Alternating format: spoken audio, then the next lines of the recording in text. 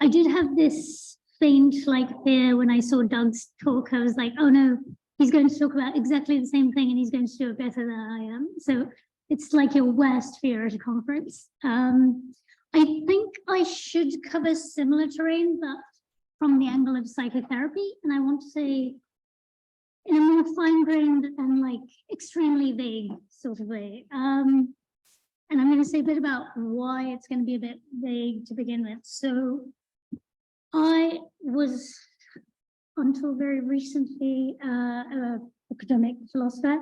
So I finished my PhD at the University of Cambridge on, I guess, cognitive behavioral therapy. I had a brief flirtation with a postdoc, and then I ran off to work for the UK Council of Psychotherapy. So my work has kind of increasingly moved towards, I don't want to be so ambitious as to say like practical applications, but basically over time, my interlocutors have stopped being philosophers, and I spend my time arguing with therapists these days, and I say snarky things to them. So I think because of this, the talk is going to be very much the sort of thing that I would want to say to therapists, and it has a certain kind of looseness in that respect. There's a couple of outstanding questions that I think are philosophically interesting that I quite frankly have no thesis on, but I'm going to raise them and lay them out for you, and hopefully it'll be interesting. So, I don't know why it's not moving. Did it change?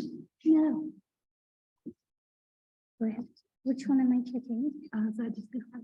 Okay, I don't know. After all these years, still soon. So psychotherapy, or more generically, talking therapy, because psychotherapy, depending on who you ask, is a very contested term. And some people will tell you that if you're a psychotherapist, it means you need to have trained for X number of years and have been accredited by this particular organization. So I'm speaking during this talk of psychotherapy in a more loose sense that I would use synonymously with talking therapy, but I wanted to flag that in case someone had issues with this. But you might think psychotherapy has two main uses these days. So the treatment of mental disorder, specific mental disorders in the case of some therapies, for instance, cognitive behavioral therapy, which I'm going to start off by talking to you about, currently is the recommended treatment in the NHS for depression, right? So, and this is understood more in the treatment sense. You have a mental disorder, this is the treatment. I think culturally, we also think of therapy as just a thing you go to, right? So for what the controversial philosopher I don't really know how Saz would have described himself, but as once described as problems of living, right? So more day-to-day questions around, I don't know, things that come up in your life, grief, interpersonal problems, so on. And part of the corollary of this, and both in the case of mental disorder, but I think more obviously in the case of using therapy for problems of living, is that normative questions will arise, right? So normative questions about what you should do, what you should think, what you should feel, and so on. So should I leave my job? Do I have to keep talking to my parents? No, I think no. Like, it depends on what they're like, but I don't think so. I'm just going to throw that out there. So more generically, how am I supposed to think, feel, and do about this tricky situation? So I sort of, on the side, I put this up there. So this is from the website of my current employers, and I always think this is quite funny. This thought that anyone can benefit from psychotherapy, right? You can go to it for any number of problems. So I think we're in a certain kind of cultural space where we go to therapy for lots of different kinds of things, not just this first use relating to mental disorder. And so the normativity question, I think, comes up more regularly as you start taking more. This is my private thought. I don't know that I'm wedded to the thought that the normativity comes up more in looser cases, but I think I'm going to tell you why I've made the distinction later, actually, but like, I think it's worth keeping in mind. Okay. So I'm going to talk about the normativity that I think arises just naturally in the course of psychotherapy by looking at cognitive behavioral therapy. So I'm going to start off with this case study. I'm going to focus on a particular bit of cognitive behavioral therapy, in particular, this thing called the shoulds. And then I'm going to tell you that there's 3 problems. There's going to be various kinds of conflation. There's going to be tensions between different kinds of normativity. And then I'm going to ask a question about which kinds of normativity are appropriate for therapy to deal with. And I'm just going to tell you, spoiler, I will not answer this question. I don't know. There's one kind that I think is like very apt, and then the others, I don't know. I continue to not know. Okay. So like, why CBT is a case study? Because of the thing with the shoulds, it's very, very visible there, and you'll see what I mean in a second. CBT is everywhere. It's a bit like shooting fish in a barrel. So it is the most prevalent school of therapy at the moment, particularly here where it's integrated into the NHS. This is like, I'm kind of interested in the development of the theories of psychotherapy. And what's really interesting is that bits of CBT, the theoretical structure, have moved into other schools of therapy with no kind of justification or explanation, which is super interesting and fun.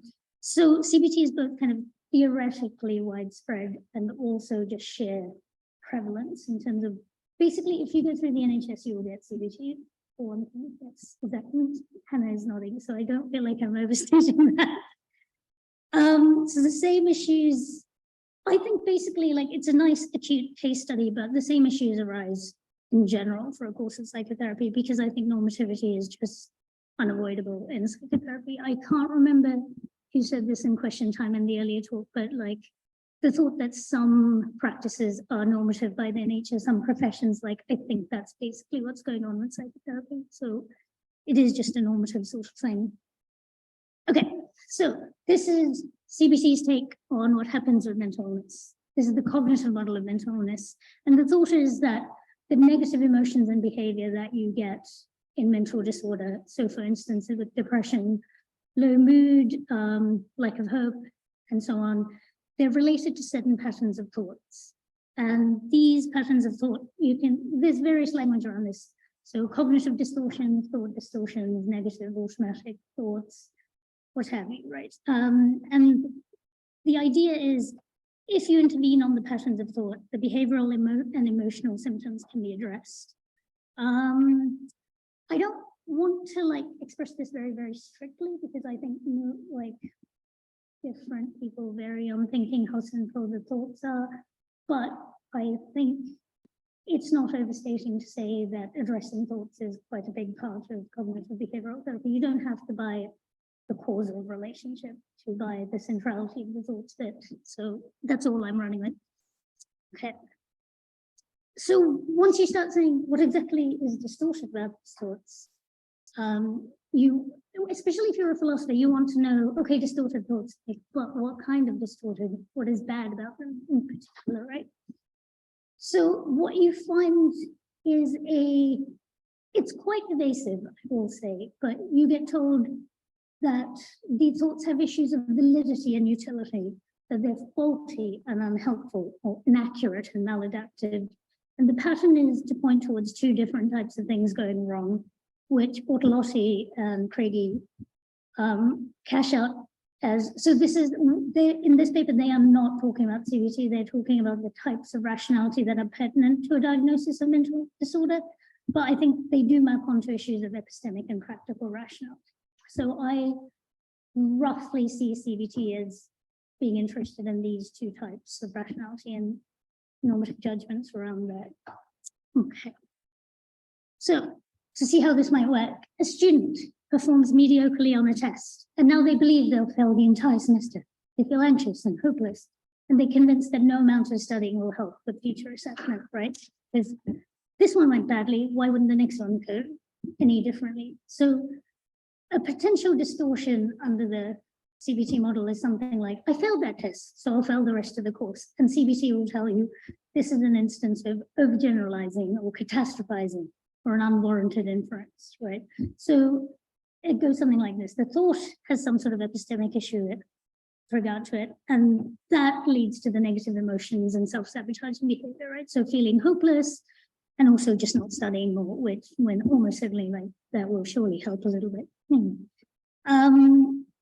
Okay. So already, I think you can see implicit within the cognitive model two different types of normativity at work. So there's epistemic failures, and then something about these thoughts also lead to failures of practical rationality, right? Okay. I think the interesting case is this particular cognitive distortion called the shoulds. And I really wish I'd done this slide where I'd shown how prevalent the shoulds were, because, and you should do this when you get bored as I'm talking to you, like just idly Google the shoulds, and I guarantee there will be pages and pages of things about this. Like, so it's sort of intriguingly come apart even from the structure of CBT and spread through the internet. But the shoulds are a particular kind of distortion that's characterized by normative language. So should, must, ought, that sort of thing, right? So in the student case, you might think the student would say something like, I should study more. I must manage my time better, or even I'm a bad student, right? So all of these up for grabs with could be classified as should distortions. So the other distortions you find in CBT are more clearly cases of epistemic failure. So they look like unwarranted inferences of various kinds, giving undue weight to negative information about a situation, so issues of bias and so on. But the shoulds are like strikingly different in this list because it's not clear what's epistemically wrong with them, right? So they feature normative language, and it seems plausible that they're also associated with these negative notions and problematic behaviors. So you can imagine, as in the case of the student, they're quite unhappy as a result of believing they're a bad student, and that's making it harder for them to study. But it's not clear that that epistemic issue that's going through the other distortions is happening in the shoulds, which is why I got weirdly obsessed with them when I was researching this. Okay, so this is one of the first discussions of the shoulds in a CBT text. In a number of cases, the shoulds and musts were applied to an enormous range of activities, many of which were mutually exclusive. A housewife, which, like, no, we don't say that anymore, reported that in a period of a few minutes, she had a compelling thoughts to clean the house, lose some weight, visit a sick friend, be a dead mother. I should say this is from 1967, which even then is like, no, I don't like that, but still.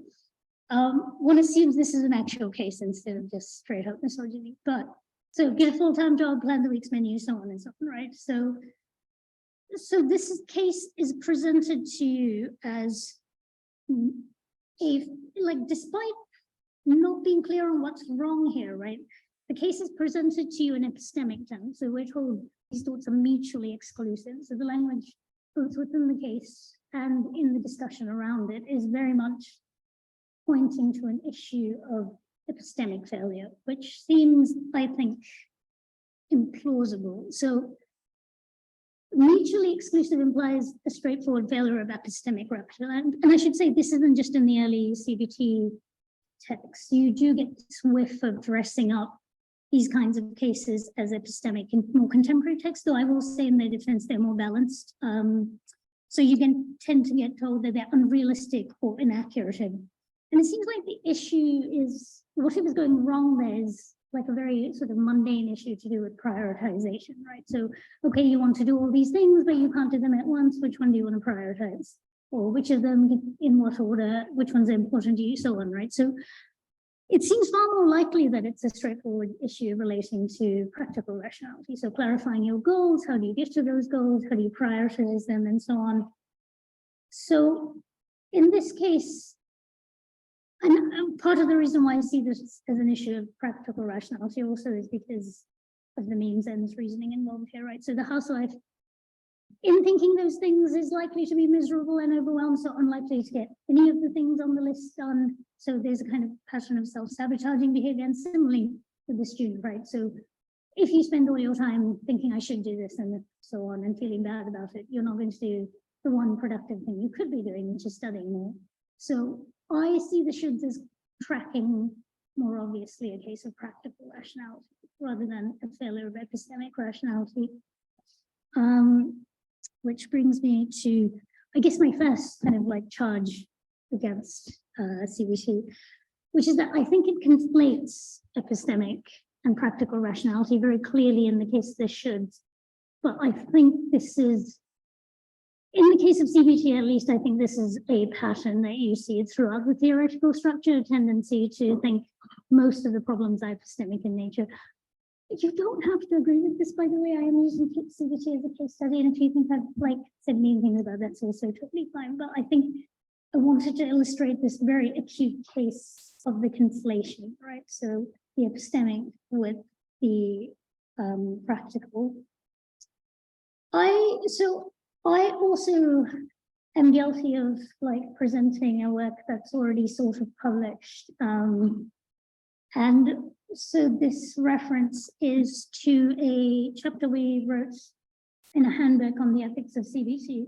And one of the things we pointed out is that you're likely to alienate clients and disrupt the therapeutic relationship if you cast something that's an issue of practical rationality as an issue of epistemic rationality, right? No one, maybe this is a bias of philosophers, but I would rather be practically rational than epistemically rational. So I don't know.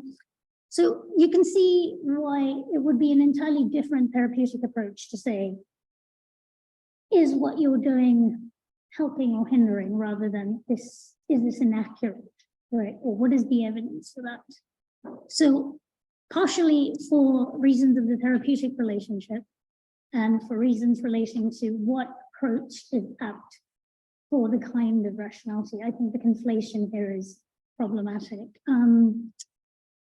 Before I go on to the main thing that I'm worried about, I want to tag that there's a possibility here of epistemic injustice. I put it in brackets because it's just it's become the trendy thing, and I hate that.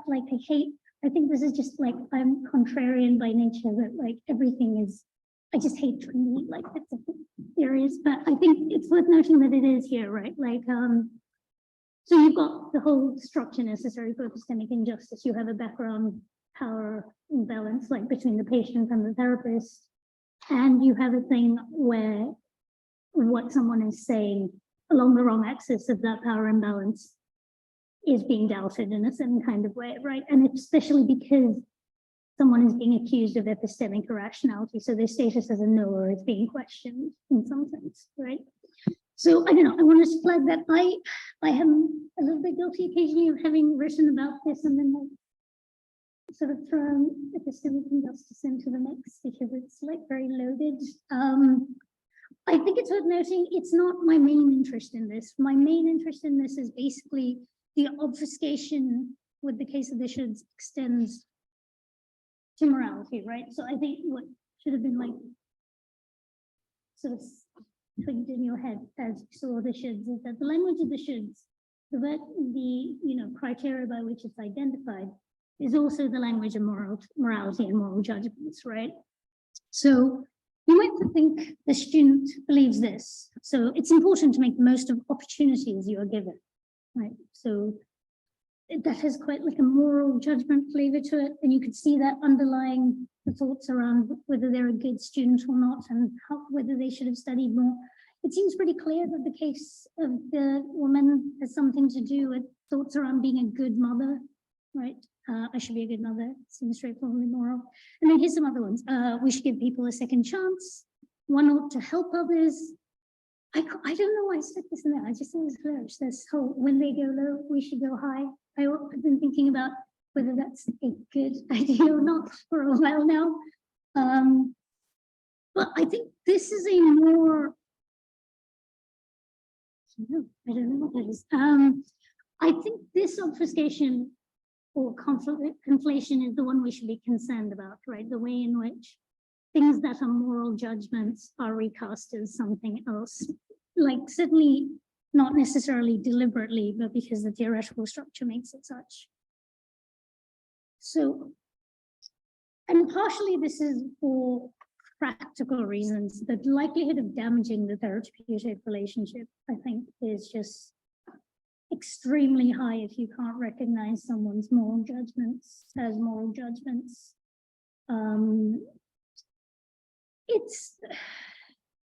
It's a mistake. So I'm going to sort of circle back to this in a second, but just to touch on the epistemic case, it's a mistake, certainly clinically, with regard to the therapeutic relationship to dress up the moral judgment as an epistemic one. I think it's philosophically mistaken. It's not clear how, unless you're going to subscribe to some sort of like very heavy-handed moral realism, it's not clear that you want to tell people that, you know, this is wrong. So moral judgment being wrong is very different from the other kinds of moral dialogue you enter into, right? So what you don't want is to use epistemic modes of evaluation for a moral judgment, not just because of the therapeutic relationship, but because you'd have to do a lot of philosophical work in the background to make that the case. I think the temptation is to point out, and I think this was what the earlier talk dwelt on, and I'm not going to make a stand on this, but the temptation, I think, in practice is to point out that they present issues of practical rationality, right? So these judgments, these moral judgments, they make you miserable. They're standing in the way of things you already want to achieve, right? So for in the case of the student going, okay, it might be that you believing these things is making it impossible for you to actually be a better student, or in the case of the mother, you trying to do all these things and thrashing about them is making it impossible for you to do any one of these things. I think the temptation is that, and I don't think it's necessarily bad. I think it is actually a standard part of the practice, but I don't think it takes you all the way to where you want to go. This is what I think one of the outer limits of this looks like, and it's, I can't make this in mundane topical case. Okay, so during the course of counseling, the reasons for the students' poor results become clear. The vast majority of their time is occupied with environmental activism. They were attempting to study at protests. They're extremely distressed at the prospect of climate change. So it's clear that their activism is negatively impacting their goals at university and their mental health more broadly. But they don't believe that their predictions regarding the climate emergency are inaccurate, and they're resistant to any attempts to evaluate beliefs such as, I must continue my activism at all costs. It's my obligation to future generations. So it doesn't have quite the should language, but that is clearly a shoulds. So even if someone recognizes that these beliefs are counterproductive, I can imagine that they would be hostile to the challenges to these beliefs, right? And I feel like there's something just kind of very, very obvious about this, that we are hostile to challenges to our moral beliefs, and not for bad reasons. I think it may well be that in quite a lot of people are going to find this compelling, right? That you point out that the beliefs are counterproductive or make you miserable, or they stand in the way of other things you believe. I genuinely think that there is something to that, and that is a natural part of therapy. But we do, and this is the outer edge of this, we just do, I think, have this intuition that moral judgments are special and sacrosanct in some way. And in many cases that we think they trump these considerations, practical rationality. So we think morality has something to do often with self-sacrifice. If you take it seriously that morality is other regarding by its nature, right? You think it's perfectly natural that you do things which is against your interests, but for moral reasons, right? So I think it's not clear that it's easy to deal with this sort of thing. And I think we need to genuinely acknowledge the possibility that such beliefs are just not up for grabs in therapy, right? And not in all cases, and I'm not going to make any strong stand about which ones, because I think it has to do with one of the things, like one of the reasons I sort of wanted to shuffle out of philosophy is because I think the genuine answer to the question, like which beliefs are up for grabs in therapy and so on, is the very philosophically uninteresting answer of like, it depends on the person, right? It just depends on the person. And you can imagine a case where, and this is why I wanted to make the distinction between severe, or at least mental illness, and more sort of generic problems in living, because you can imagine in a case of severe mental illness where it might be appropriate to probe someone's moral judgments and go, this is like really destroyed your life.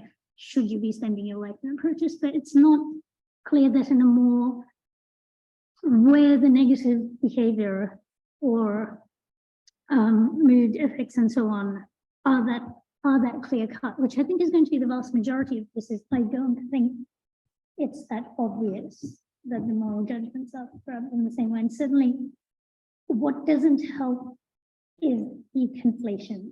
So for me, I think one of the important things is to note that these are very different types of normativity. And it matters that they are kept separate. I'm not a huge fan of them necessarily being, I think it's very obvious in CBT that they're being conflated. I think in the course of practice, it makes sense to put them side by side. It's not clear to me that the evaluations for them are the same, but I do not want to take this hard line of no. So this is why I did say it's going to be an unsatisfactory ending. So I think this kind of begs the question, like, which types of normativity are appropriate to be addressed in therapy? Like issues of practical rationality, definitely, right? Because this way in which you have beliefs that stand in the way of things you want, and that kind of straightforward self-sabotaging, failures of means, ends reasoning, and so on, that seems very clear that that's the remit of therapy, not least because that is why the vast majority of people go to therapy. Issues of epistemic rationality, it's unclear to me that therapy has any special expertise in this area.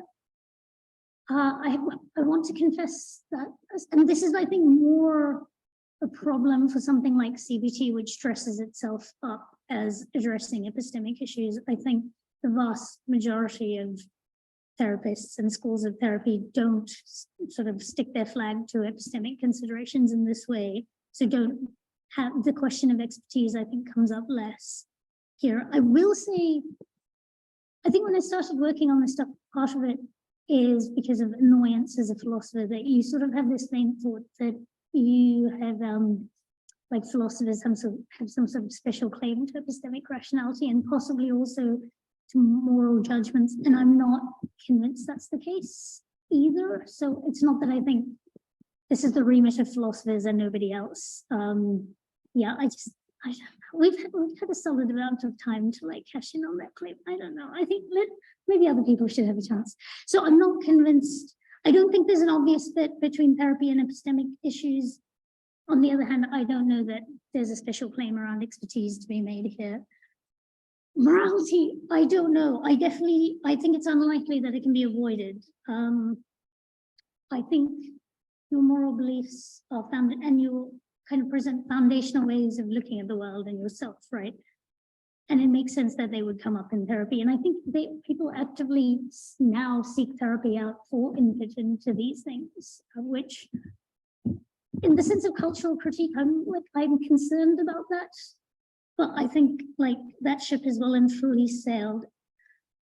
I will say, I think there's a long history of therapists who did believe that their job was to say something about morality, right? So Freud, most notoriously, Ellis, who is one of the founders of CBT. So there's actually two people who worked on cognitive behavioral therapy, and Ellis is the one that no one wants to talk about. It tends to be ascribed to Beck. But Ellis is the more radical thinker. He is willing to stick his neck out and say, I am actually trying to tell you some of your moral beliefs are like nonsense, which, it's not surprising that you don't hear that very often. And more likely, like the likes of R.D. Laing, right? And that kind of radical thinking around therapy, like they genuinely thought it was the job of therapy to question and undo morality. So again, here, I think there's genuinely a place where you can just bite the bullet and say, this is not just the remit of therapy, but we're actually doing good work here. I think my beef is with the fact that this is not transparent these days, but also because there's a lack of theoretical oomph. So I think because you get this thing where a lot of, I want to tell the long history of the medicalization of therapy, but I just think this is not the time or the place. So one of the reasons is because of the migration of therapy into medical systems. So here you get therapy primarily through the NHS. And once that happens, you are guided by the ethics and norms of medicine, which has very different views about the moral beliefs of patients and values and so on, right? So it's considered problematic within a medical structure to question moral beliefs. And I think there's a lot of discomfort here. Like the way forward is murky because as therapy migrates into medical systems and increasingly into that kind of ethical space, I don't think you can bite the bullet in the same way. I think it's less of an option to say, yes, it is a part of the role of therapy to reform morality. So that's one of the things that I find quite intriguing. I think the other one is just like a small fact about how the theoretical structures of more contemporary therapies have developed, which is that there isn't any, quite frankly. Like there's this, and this is part of my private theory, is this is part of the medicalization as well, right? Once you move into the medical structure, you prove efficacy. You don't actually have to defend your theoretical claims. You just need to show your thing works. So the incentive to tell a theoretical story is no longer there. So this whole backing, like where once upon a time Alice wrote a giant book and there's chapters about how morality is done. Like people don't do that anymore. You're not going to find, say, like a mindfulness workbook now that will take a stance on moral beliefs. So the morality question for therapy is tricky.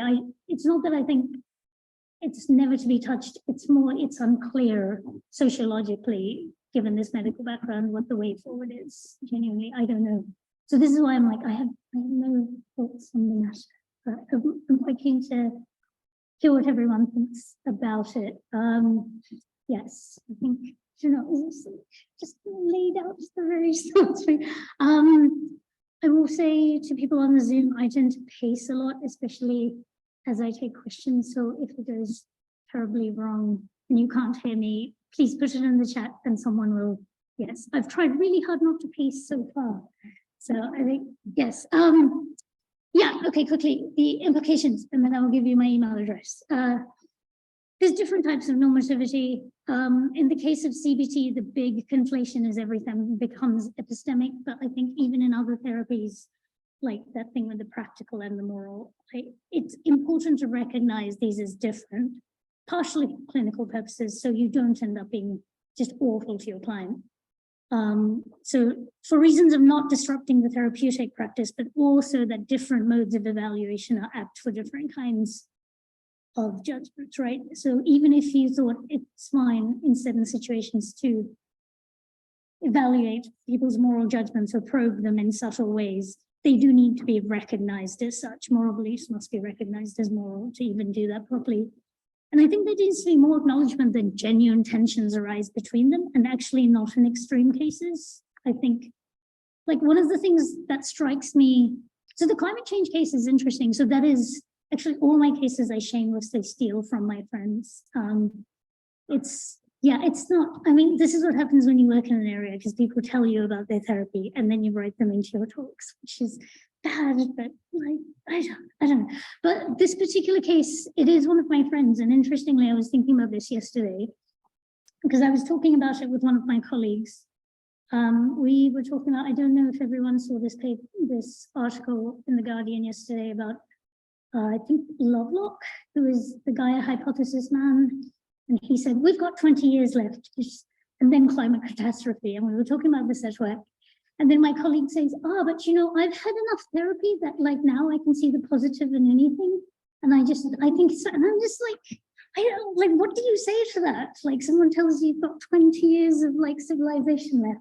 And you're like, but I've had enough therapy. So it's like, I don't know. Sometimes I think I'm caricaturing our culture, and then people come up with this stuff and you're like, so I think it matters, right, that we can see that there's genuine tensions here. Like it might make you feel better in a day-to-day sense and be more functional, like to ignore like looming catastrophe. But on the other hand, like morally, it also makes sense to go sit on the road. I don't know what to say. Yes, and then I think there's a genuine open question about whether all types of normativity are best addressed by therapy. Like insofar as I have a stance on this, like issues of practical rationality, yes. Everything else, I don't really know. I will say the only thing I will say here is that I don't think it's clear that there's another discipline or profession that has a better claim to it. So, okay. You can reach me at any of these places. I don't know. I think Twitter has destroyed our culture. Like but you can, I guess, but you're far more likely to reach me at my email address. Yes. I just have Twitter for reasons of shameless self-promotion. So yeah, I don't know. And thus contributing to the decline of that culture. Yes, I don't know.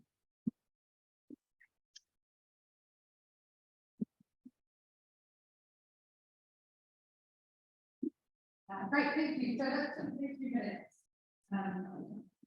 You can have breath, and like tips and more like that's the end of things. That's interesting. Yeah, it's important. I do have one there. I'm like someone made a mistake, like mistaking my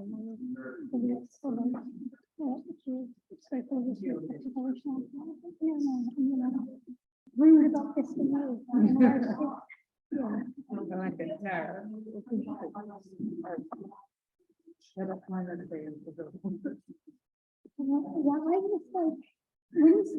I'm definitely yeah, that's really complicated. Yeah, I mean, I feel like you're not therapists should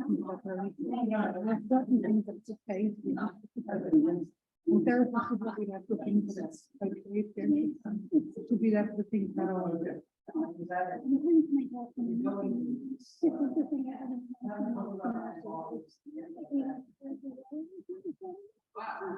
yeah, it's very odd.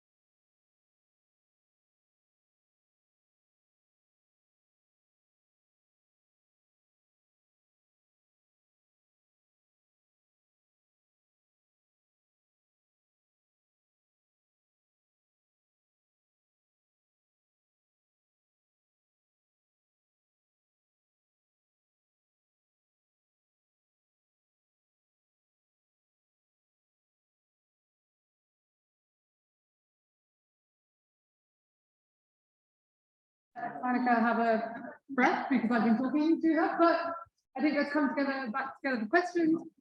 So, as Nick said for the last session, if you have a question, that's a new question, please put a hand up. If you have a finger on a question that's currently being answered or off, please put a finger up. Keep the fingers very direct and very quick and clear, please, so that we can try and get through as many questions as possible. And for anyone on Zoom, I'll start with the people in the room. I'll keep an eye on Zoom to see if anyone else. No, fine. I think I understand definitely up first. So there's a mic going around as well. If you hit the mic on there. Do I have to use the mic? I hate It's using weird, mics. isn't it? It's yeah. I We've feel got people on Zoom. can people, yeah, people can hear now. Okay, thanks, Sahanika, that was wonderful.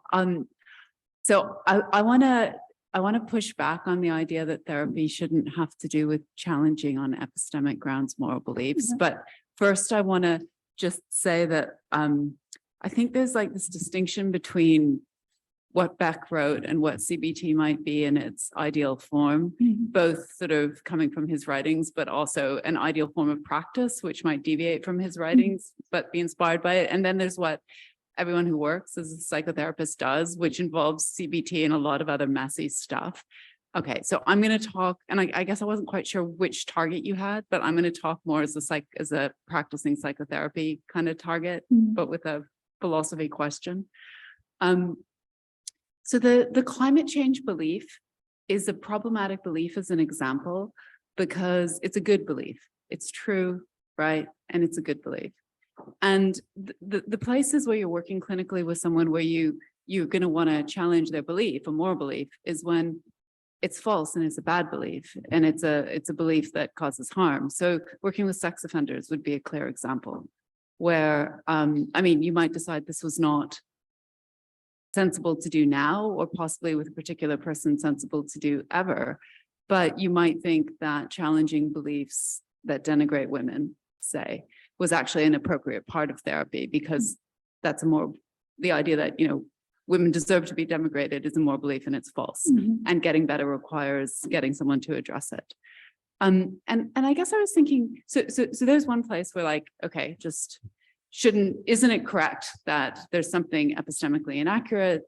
The belief has something to do with why a person is in treatment, and it would be correct to find a way to engage with them about it. Of course, you shouldn't say you're a bad person and that belief is abhorrent, but nonetheless, find a way to kind of challenge it epistemically.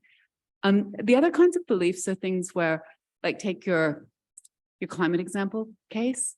I mean, I was thinking about that case, and if I had such a client, I wouldn't be trying to challenge that. I'd be trying to challenge a belief which I think is implicit in how you set it up, which is the belief that I'm a bad person if I don't do so much. And that's like the mother's belief too. I'm a bad person if I'm not a good mother. And so, you know, challenging self-beliefs, right? Beliefs about oneself being bad is really a classic bit of most therapy. You know, not all, but most. And again, I mean, generally, I guess I think people just aren't totally bad. You don't have to deny they might be a bit bad, but part of what you're doing is saying, you know, you don't see yourself in a nuanced way. There are good bits too. You think you're worse than you are. I was trying to think about whether there would ever be a case where someone just was really, really bad and that was the truth, and would one try to challenge it? And I guess I thought, actually, you probably would. Here's why. I mean, I don't believe that there is such a case. People are complicated, but here's why. I would think something like, hey, like, for this person to have a better life, maybe to start, you know, behaving towards others in ways that are better, they have to lose that belief. If I challenge it, that's going to help them lose the belief, even though I know right now it's true. But my challenging it and them changing what they believe will be like a process by which, you know, by changing that belief, they come to be not just a bad person, because having lost the belief, even if it's true that they're all bad, then makes space for them to potentially, you know, do things which are good for themselves and others. So I guess those are three, you know, different places where, even though I think a lot of what you said about CBT is super apt, especially when practiced badly, it just seems to me it's completely right that as a therapist, you should be epistemically engaged with moral beliefs. Can I start with the like Beck CBT thing? Because yes, right. Like, I think part of the like mystery of this stuff is like, God knows what therapists are actually doing, because what's being evaluated and researched is not what they're actually doing, right? Most of the work is on like very narrow clinical trials based on these training manuals, which I've spent far too much time reading, right? So like, based on that alone, I think it's fair game for me to go after like what they've been often enough to write down. But like, I agree with you. Anyone who's a decent therapist is not going to do that stuff, like, and not to the letter or not with that rigidity, right? So that's one thing. I think, I will say, I think as therapy become more mainstream, like those bits of theory have just kind of gone loose in our culture. And so I think that's why it's also worth calling it out in bits and pieces, which is like one of the reasons I sort of said, oh, the shoulds, like you can do that. So I think it's genuinely fair. So I think in the absence of that, like I'd like to think there's a full spectrum of therapists, right? All the way from like people. And I think the thing is, I think people do underestimate what the bad end looks like, especially lately where you are getting briefer and briefer training based quite rigidly on these texts. So like, I don't know, I don't think it's, you know, like we've definitely disagreed about this before, and I do feel like there's a merit in going off the thing that's written down. Yeah, especially because that's the thing that's getting all the money that's integrated into the healthcare system. So yes, and I will say like the more contemporary texts are slightly more nuanced with regard to the shoulds, but they tend to cast them very strongly in terms of like obvious practical rationality issues. So when you're told they're unrealistic, for instance, it's like holding such a high standard of yourself and others is that. And you might think, well, okay, that's true, but also that's a moral belief, like that is the nature of certain kinds of moral beliefs, right? To hold morality is not, depending on who you ask, morality doesn't have to be realistic in that way. You know, that's a genuine position you can hold, which kind of brings me to the next thing I want to say. Like, the challenging the beliefs, the moral beliefs thing, I can see what you mean.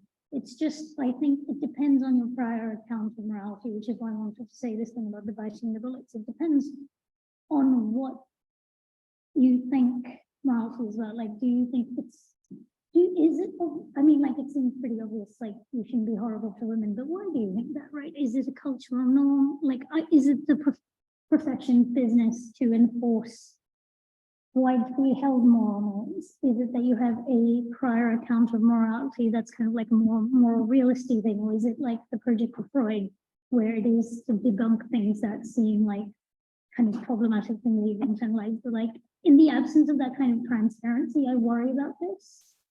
And I think I worry about this. So here's another case, right? And this is also when I stole from, this is from a therapist talk. So he's a therapist for veterans and PTSD, and he said a common part of his practice is kind of affirming the morally problematic things that these people have had to do as part of their service, right? So killing people and so on. And I found that deeply like suspect. Like I found that extremely uncomfortable to listen to, right? Like that's not, you can see that as a tension between these kinds of normativity, like it is terrible that they've done these things and they have PTSD. And part of the healing might involve someone pointing out, like, that's really difficult and you were brave, like pointing out the bravery aspect of the situation rather than like how morally problematic it is to have killed someone. But that's not, like, it's not clear that that's okay, right? And without like this prior discussion of what kinds of morality psychotherapy is able to, like, what is your moral account basically, right? Is it morality to be subsumed under these more practical considerations or not? Like, or is it this more radical rooting out the things you've been indoctrinated into so you can discover what you, the individual, thinks? Like, I don't know. I think it's suspect, the situation. It's, I guess I don't find it as straightforward that in the service of helping the individual, the moral norms can be, do you know what I mean? Like, I just think without that backstory, I'm less comfortable with it. Just to touch on the like climate change case, I guess my thing is not so much, I didn't mean to flag it because I think you see this stuff as a cluster of beliefs, right? And of course, I think a lot of people, I spend a lot of time in these circles, and I think a lot of people do feel a lot of like guilt and personal responsibility, but the personal responsibility is not just like I'm a bad person. It's like at this crucial juncture, I must do more, always more. And like, is that, it's not clear to me that's false, right? And it seems to make everyone like cripplingly miserable. It makes them miserable. It just kind of disrupts huge areas of their life. But I think it's genuinely like, what can we do with that? That seems apt, both in terms of the epistemic facts of the situation that we find ourselves in, but also like as a moral obligation. So that seems to be a case where I think the like practical rationality qua the negative sort of emotions and the impact on the rest of your life and your well-being is quite extreme, but actually the moral judgment should stay intact. Like, so that was more what I was hoping to get out of that. Was, yeah.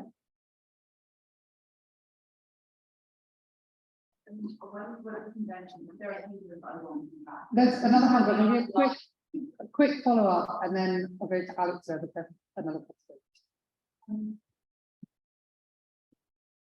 Okay, so that's really helpful. Would it help if morality within therapy needed to, first of all, always be accompanied by self-reflective practice and humility, right? So I feel like, you know, there's kind of procedural and thoughtful and reflective ways, but I feel very unhappy with the idea that we couldn't challenge the idea that, like, you know, women are shit compared to men, like, because that we might be, you know, that might be morally wrong or something. So that feels like it's gone too far. So we need something which is a wedge, right? And I guess what I was thinking about what you just said was whether, so the belief that the sort of extrapolation of it's not I'm bad, it's that because I don't, you know, I'm bad if I don't do everything for climate change. It's a set of beliefs like I should be protesting more, I should be, you know, talking to my friends more, I should be getting my parents to give up their SUVs, like it, all of these things. And is that all true or not? So I guess I wonder there whether sort of, first of all, those are, you're right that they're shoulds, right? But they're sort of, as a consequence, they're sort of funny beliefs, right? They're beliefs which, you know, have this direction of fit towards changing the world. And you might think that the evidence there really is equivocal, right? Unlike the case of climate change itself, or the case of the denigrate, you know, the I don't know, worseness of women or something like that, the justice of doing harm to women. This is a place where we don't really know what the answer is. And so you could be permissive there, right? Because precisely when we think that the evidence doesn't tell one way or another, there's a very good theory of belief that says at that point, pragmatic considerations can come in. So anyway, just like offer that as a thought for why, you know, it might be that in some sense, it is the work of therapy there to say, well, do you want to hold this belief? Maybe it's counterproductive. Let's think about why, because the state of evidence there gives you permission to do that. That's the idea of permissivism. Do you want to, it sounds like you want to jump on this. Yeah, go on. So as I'm thinking about this particular belief about climate change, and also sort of in psychotherapy, where to really intervene, I'm also thinking that, you know, not everything is up for grabs, largely because, you know, the world is the way that it is. And so I'm thinking, you know, if somebody's coming into therapy for grief and loss, right, you can't change the fact of death, right? If somebody's coming in after a trauma or an injury or these kinds of things. And so you might actually think of this as more parallel to those kinds of situations. That this is a fact, at least for the client that you're seeing. And so the question isn't about changing it or not, but coping with it and coping with it for the particular person that you're with. And so, yeah, maybe it's less about the belief or the morality there. Absolutely. Okay. Oh, wait, can I just touch on the wedge thing? That's like, I think this is why, like, I want to say something satisfactory, right? Like these moral beliefs, yes, these no, but I just don't think the question is going to be settled in that way. Like, I think some of them are going to be in that, like, do you hold a belief that's going to be deeply damaging to society? Like that, you know, there's going to be like some clear, bright lines, but otherwise, I'm not sure that it's going to be obvious. I think the best you can hope for is like a prior conversation about what therapy, like what kind of project of morality therapy is taking up, right? And this can be different for different schools of therapy. Like it may well be that if you wanted like to go down some sort of moral madness route, like the kind that goes like the morality you've internalized that, like, and I think part of what's going wrong, and this is why I kind of ended on a more sociological reflection there. I think part of what's going wrong is that because of the medicalization of therapy, this kind of like waste of theoretical structure that used to come along with therapy, where those things were front and center, are no longer there, right? So, like, you would think that in all the time CBC has been writing, there's been substantive discussion of the shoulds as, like, in terms of moral judgments. And it's come up in a few places, but often it is just shoved out very quickly. And that seems like I'm objecting to that, I suppose. Like, I don't think there's going to be a satisfactory account where you say, like unless you're willing to call it crazy, like, no, never, therapy shouldn't talk about morality. Like, I think there's not going to be a clear account of which moral beliefs, but I do think they can be, as part of the theoretical account, there can be a stance about like how therapy positions itself with regard to morality. Like, I think, like, I guess I want to return to that time, so you know what you're buying, if that makes sense, right? Yes. So I did something else. I don't know. You can. We have other questions. I don't know. If Yeah, sorry. No, this is something like, oh yeah, no, just come from me. Yeah. Sorry. Okay, let's give them Alex and yeah, we'll just wrap up there. Alex, and then we have a question online, and hopefully we can get through those so I don't forget to earn. So. Hi, thanks for the really stimulating talk. I just wanted to ask, like, I was wondering how clean the separation between failures of epistemic and practical rationality kind of really are, and about your analysis of the woman in the 1960s. So, I mean, you sort of wanted to paint it as, well, actually, this is just a failure of prioritization. It's really just purely a failure of practical rationality. But as I sort of imagine it or picture it, and maybe this is wrong, you know, I don't imagine the woman sort of thinking, at some point in my life, I should do these things, and then, you know, she's failing to prioritize or something. It's, you know, there's like, what I should be doing with my life now is like this list of things, or in the near future. And then some of them really are incompatible. It's not possible, right, in the next year or two to both be a den mother, get a university degree, get a full-time job. And so, I mean, you might be, even if it's true that like really we need to distinguish these and the emphasis should be on the practical rationality, and all of that might well be true, but it feels like there is an epistemic failure there insofar as we take it to, I sort of also imagine, again, maybe this is wrong, that she might agree that it can't be the case that she should do impossible things, you know, and given that there really does seem to be an incompatibility there, and that you wanted to downplay, but does seem to be present to me, that there is some sort of epistemic failure there. But of course, I'm adding some things in that weren't explicit in what was said, but they seem like they make it more psychologically plausible to imagine her feeling that way. That was the sort of thought. I suppose, like, yeah, I mean, partially it's more to do with the entire setting you find it in, right? Like this very epistemically heavy theorizing. So, like, to give it some context, so Beck in particular saw his project in scientific terms. So it was very much like, if we make people's beliefs more accurate in some way, the other things will be settled, right? So as a tidy consequence of the epistemic issues being solved, the other things would follow. So it is against the background of this issue. I think, yes, like part of what's going on is a straightforward, like, these two things cannot be done simultaneously. But even then, like, you know, yeah, but that's not really for me where the meat of the thing is, right? Because it's very obvious, like, that to resolve that issue, you have to sit down and figure out which of these things is important to you, and then work out like your 5-year plan and stuff. And that's not really, like, obviously the sort of thing we mean by epistemic reasoning. That's the more kind of like mundane stuff of planning and so on, and prioritization, and so, you know, working out which of these things is important and so on. Do you see what I mean? Like, it's not clear to me that resolving that case, the type of normativity that's at work, is more, like, I'm not denying that there's epistemic bits to it, but it's the weight of it is carried by a certain kind of practical reason. That makes sense. Like, I can imagine that, like, decent purpose really like that you can't be a dead mother and also go back for a PhD and all these things, but the issue is not so much they're mutually exclusive, but that you must work out which of the things you actually want to do, which is a very different kind of thing to epistemic reasoning. This is my intuition around this. Great, okay, I think there's time for one question online.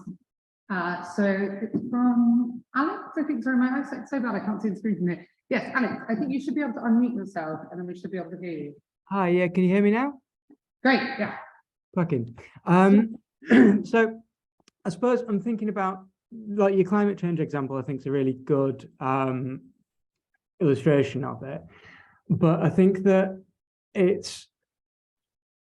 values are always varying degrees of implicit or explicit in any kind of talking therapy, I think. And that's partly out of necessity. When you talk about the medicalization of therapy, that is an issue that links into it to some degree, but also I think tangentially the normal life is increasingly medicalized as well as anything related to therapy. So you can't take that in isolation because therapy will necessarily become more medicalized as life is. But going back to the CBT issue about kind of values and thoughts and whether they're productive and positive and negative, and rather than just asking, is this belief rational or, you know, useful or whatever, saying, is that thought helping or hindering you? Then even there, it seems to suggest that there's a broader, the question fits broadly into a bigger value system, because then you're saying, well, actually, is it helping or hindering you do what? And presumably that answer, when you drill down to it, has to have some sort of value at the bottom of it relating to the person's values. And I can't help but wonder whether helping a person find their place within their value system is an important part of therapy to some degree anyway.